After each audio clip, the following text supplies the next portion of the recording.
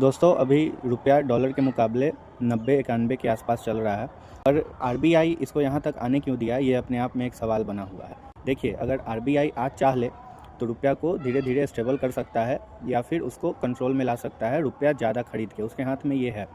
ठीक है, उसके हाथ में हमेशा ये मनी सप्लाई होता है कि वो इस चीज़ को कंट्रोल में ला सके। अभी कुछ दिन पहले भी जब हमको जैसा याद आ रहा है कि जब 83-84 के आसपास रुपया था, उस समय आरबीआई ही वो संस्था है जो रुपया को पूरी तरह कंट्रोल में रखे हुए था, हाथ से जाने नहीं दे रहा था। पर इधर आके आप देखिए कि आरबीआई जो है वो रुपया खरीदने के बजाय गोल्ड खरीदने पे ज़्यादा ध्यान दे रहा है, गोल्ड बैक्ड इकोनॉमी बनाने पे ज़्यादा ध्यान दे रहा है, और जिस वजह से रुपया जो है वो फ्री फॉल में छूट गया और 90-91 के लेवल पे आ गया है। पर इसको इतना जल्दी जो है हम लोग बैड डिसीजन नहीं बोल सकते हैं, क्योंकि देखिए नरेंद्र मोदी का जो सरकार है वो हमेशा एक चीज़ पे फोकस करती है, जो 2047 तक हम लोग जो है विकसित देश बनेंगे। और विकसित देश बनने के लिए दोस्तों हम लोगों को एक्सपोर्ट करना ज़रूरी है, और एक्सपोर्ट जब हम लोग करेंगे, जब हम लोग सामान को बाहर भेजेंगे तो हम लोगों को उसके बजाय में डॉलर मिलेगा,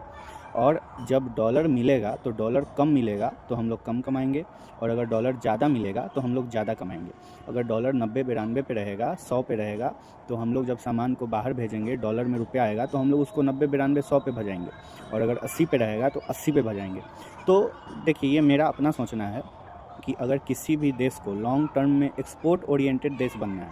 मतलब कि हम लोग को ये एक ऐसा पॉलिसी रेगुलेशन लाना है और इस ऐसा बनाना है इस देश को कि हम लोग एक्सपोर्ट ज़्यादा करें, धीरे धीरे अपने इंपोर्ट को घटाएं और एक्सपोर्ट ज़्यादा करें, और एक्सपोर्ट भी ऐसा सामान करें जो उस चीज़ से ज़्यादा महंगा हो जो हम इंपोर्ट कर रहे हैं। तो अगर हम 100 का इंपोर्ट कर रहे हैं, 100 सामान इंपोर्ट कर रहे हैं 2 रुपया का, और अगर हम 50 सामान ही एक्सपोर्ट कर रहे हैं 5 रुपया का, तो हमारा कमाई ज़्यादा हो जाएगा। तो इसके लिए ये ज़रूरी है कि रुपया जो है वो डॉलर के मुकाबले थोड़ा सा ज़्यादा रहे, ताकि जो हमारे एक्सपोर्टर को जब वो पैसा देश में आए तो देश की इकोनॉमी को बहुत तेज़ी से ग्रो करे। यही चाइना भी किया था एक समय में,